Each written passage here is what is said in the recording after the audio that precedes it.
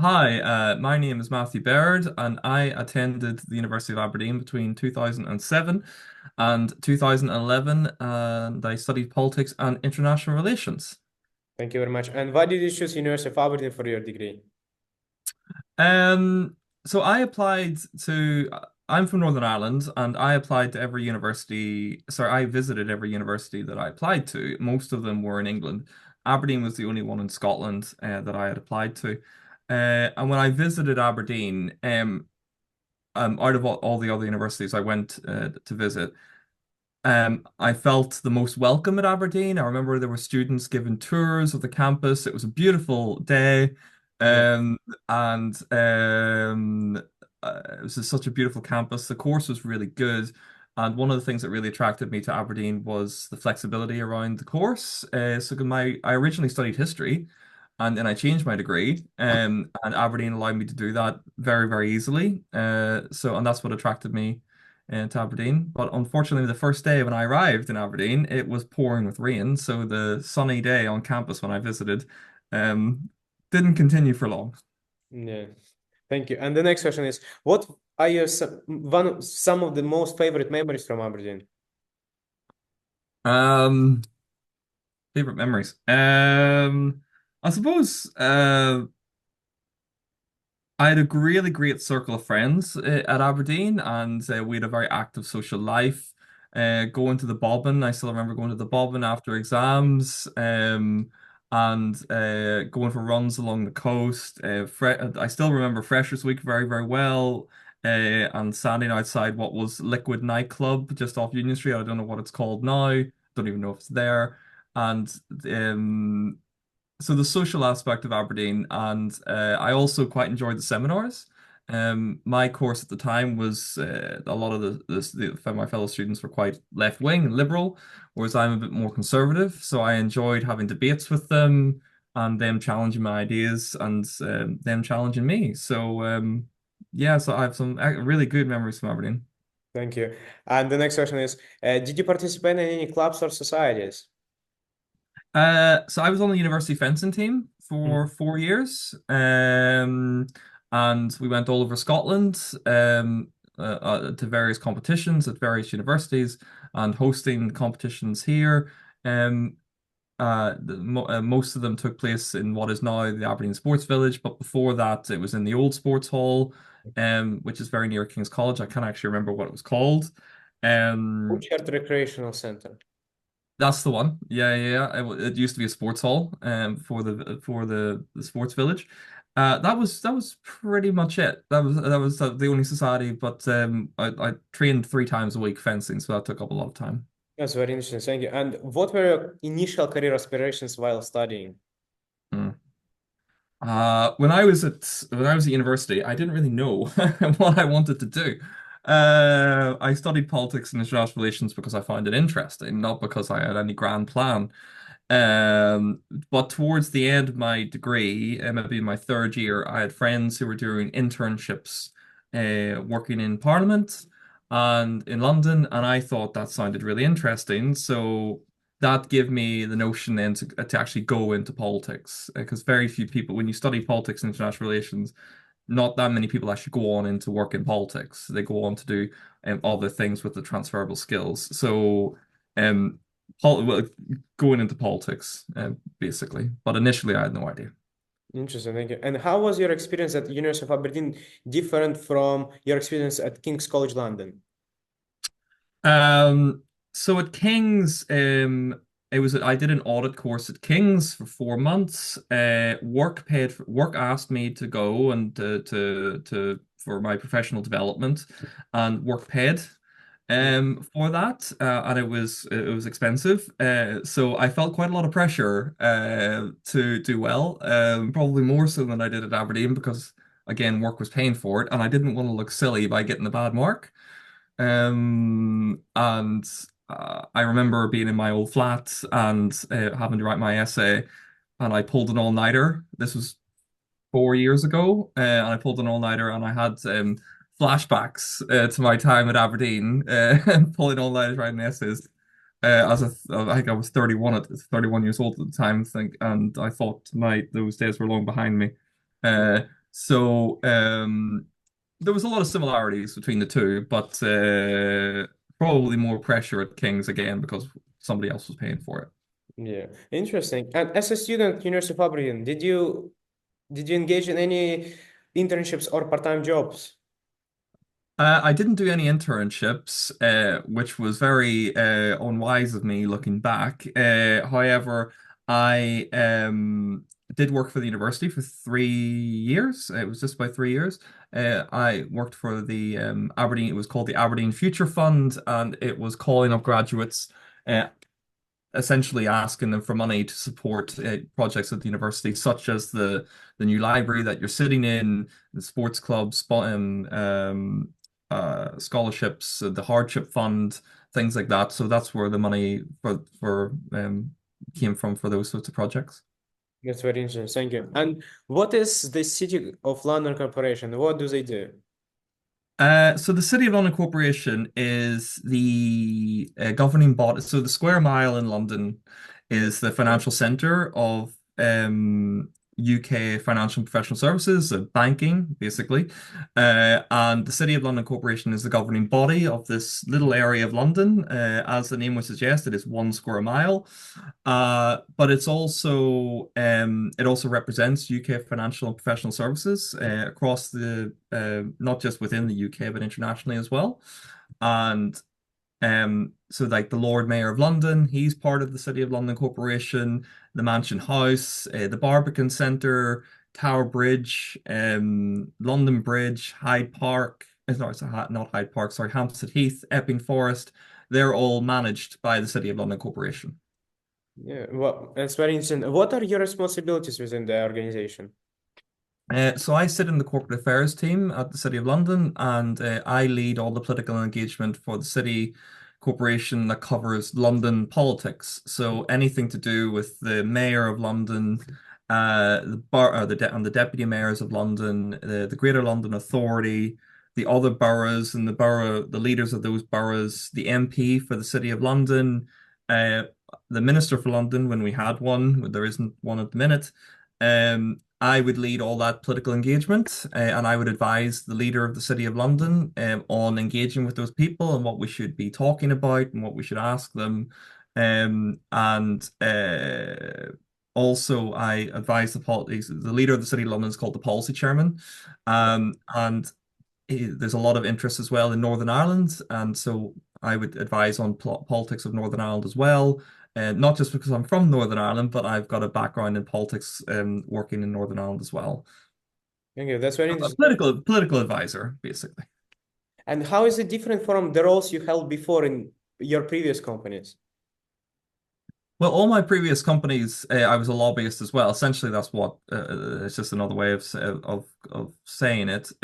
So I was a lobbyist for Virgin Media before I joined the City of London, and then I was a lobbyist for the Royal Institute of British Architects, and then I was a lobbyist for High Speed 2, the trains. So you can see a running theme through all of those. It's all sort of infrastructure planning, so that's my transport. So that's like my background and specialty is like transport infrastructure, things like that. But then I suppose the most different job that I had was when I first started my career straight after Aberdeen was I worked in Parliament for 2.5 years. I was so lucky. I secured an internship in a paid internship in Parliament. I couldn't afford to do an unpaid internship and live in London for free.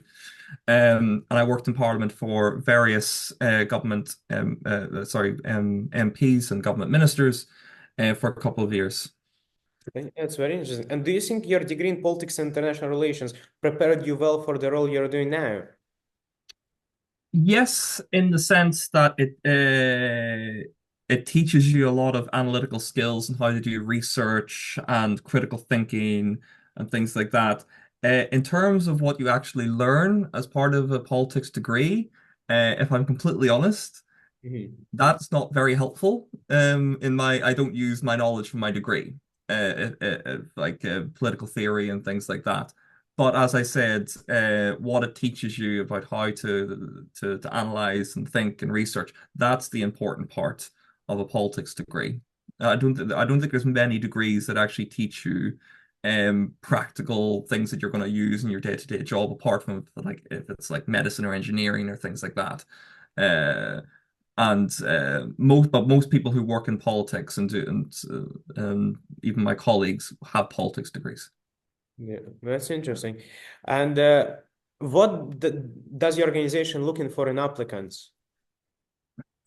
Um, not just my organization, but I think organizations in general, a real passion for that, working for that organization. So, when I'm sifting CVs for new candidates, I want to see that they actually really want to work there, that they've got a real inside knowledge of the organization, they've gone above and beyond with their research, of that organization and what makes that place tick. Um, and one of the things is it's quite new. I've been coming across, and not just me, but friends in other sectors, is applicants and applications that have been clearly assisted by using AI. So I would advise that students, if they're when they're applying for internships and jobs, don't use AI because it's really easy to spot. Yeah, interesting. Thank you. And you had very impressive career, yes? And what was the proudest moment throughout your career? Um, I suppose it was maybe really early in my career. When I worked in Parliament, I wrote a report on electoral strategy that ended up being given to the then Chancellor of the Exchequer, and I didn't even know that was going to happen. I was just told it's been given to the Chancellor, and I was like, oh, I didn't think that. And I was like, oh, that's really cool. So yeah, that was a pretty proud moment. Interesting. And you must have lots of meetings, lots of different stuff, things to do. And how do you manage your time effectively? Uh, Sometimes, well, yeah, diary, obviously, and it's about this is something that you will develop just naturally in your career. You learn how to prioritize things, and if I get an awful lot of emails from a lot of people asking a lot of different things, and sometimes I just don't reply because I don't have the time. But then if it's important enough, they'll email me back. It's just as you develop in your career, you learn what is a priority and what is not, and it just comes quite naturally. Yeah. Um, yeah, I'm not really sure how best more to explain that one actually. It's just a natural thing. Yeah, but thank you. And are there any books or podcasts you would recommend, career and non-career related? Um, I don't really listen to podcasts, if I'm completely honest. When I'm not at work, I don't tend to listen to political shows and things like that because I'm in work 9 to 5 and I want to do something else. But what I do is I read the news 10 times a day. Okay. So I'm not just BBC News. I read CNN, the New York Times, the Telegraph, the Guardian, the political blogs. There's a good one, Guido Fawkes, that I enjoy reading. My London News. So don't just. So I read a lot of news and current events and multiple times a day. Interesting. And do you think like networking is important in your career? Yes, absolutely. So a big part of being a lobbyist is networking and knowing who to speak to. And if you don't know who to speak to, know the people who do know who to speak to. So you get invited to a lot of receptions and conferences and external meetings in person and virtual.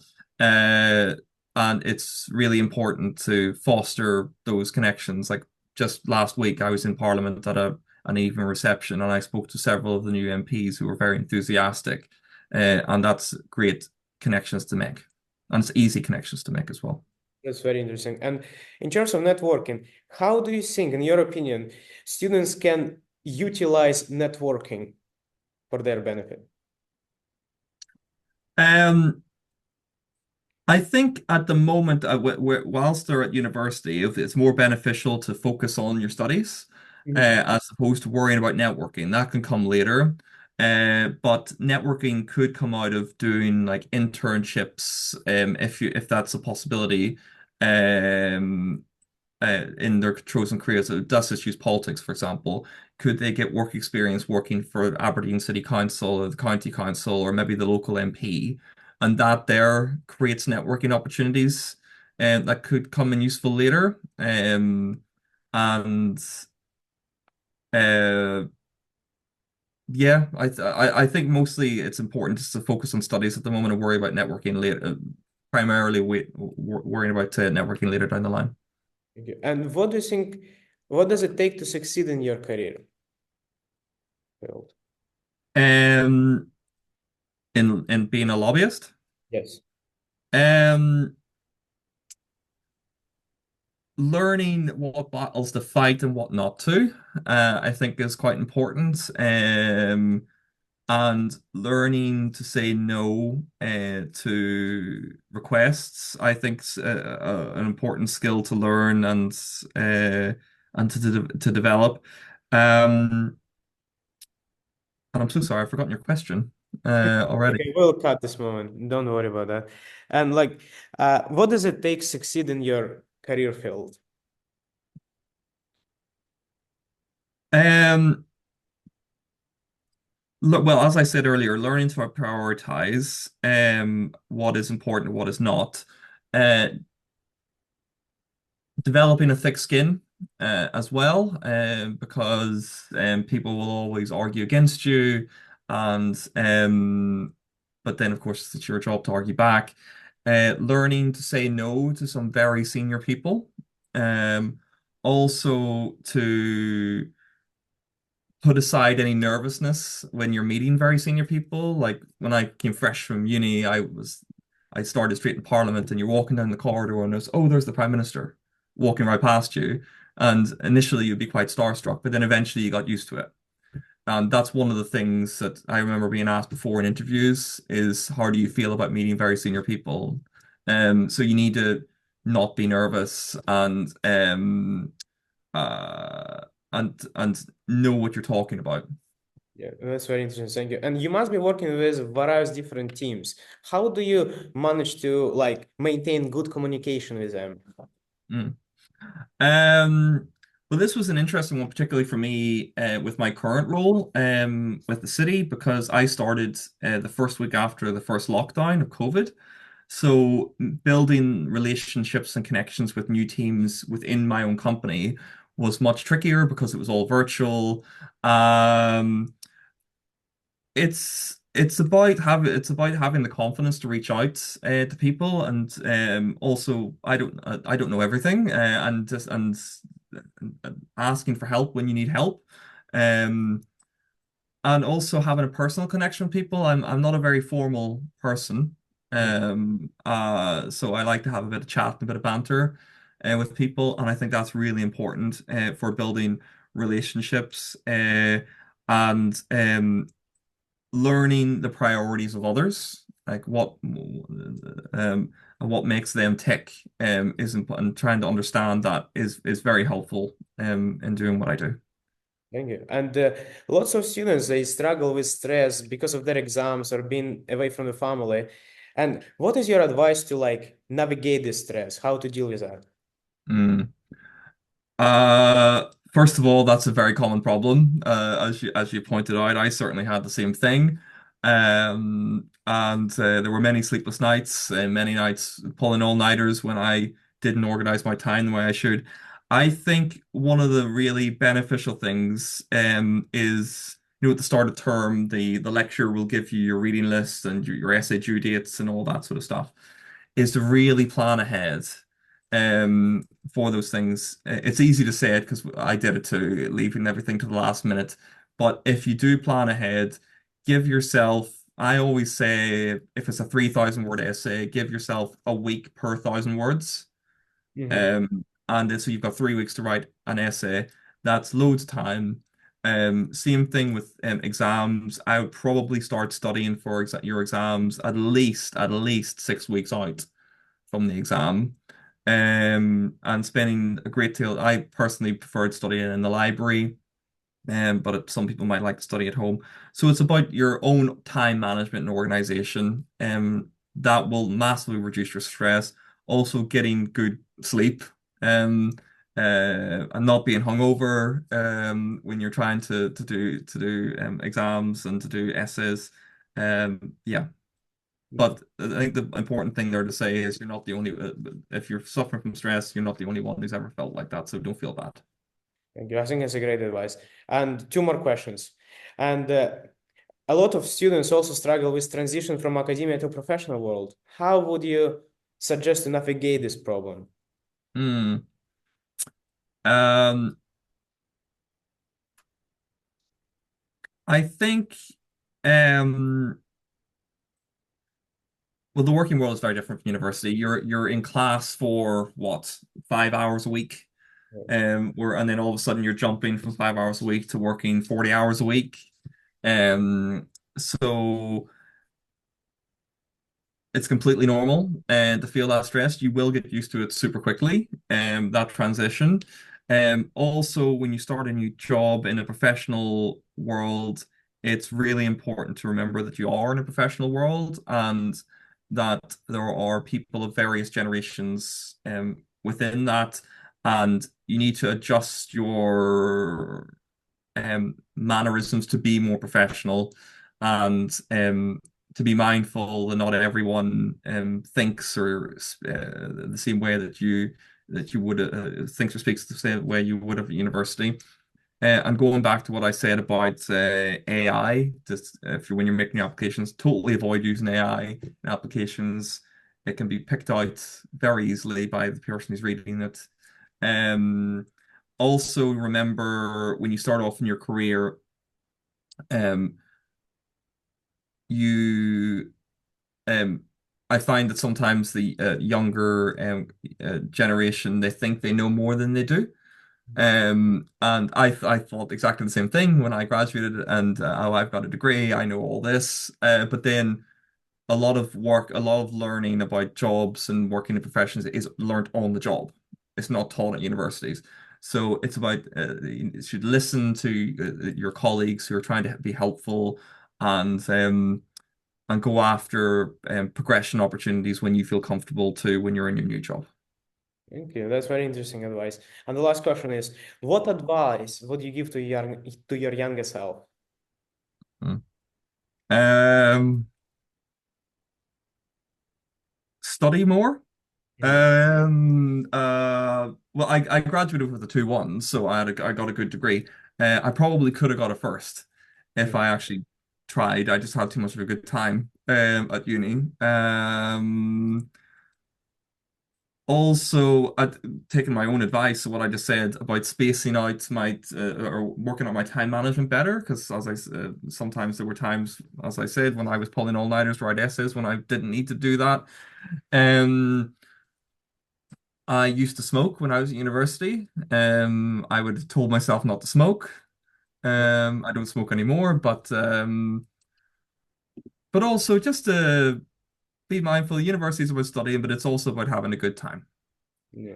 And I hope that people watching this have having a great time at Aberdeen because I certainly did.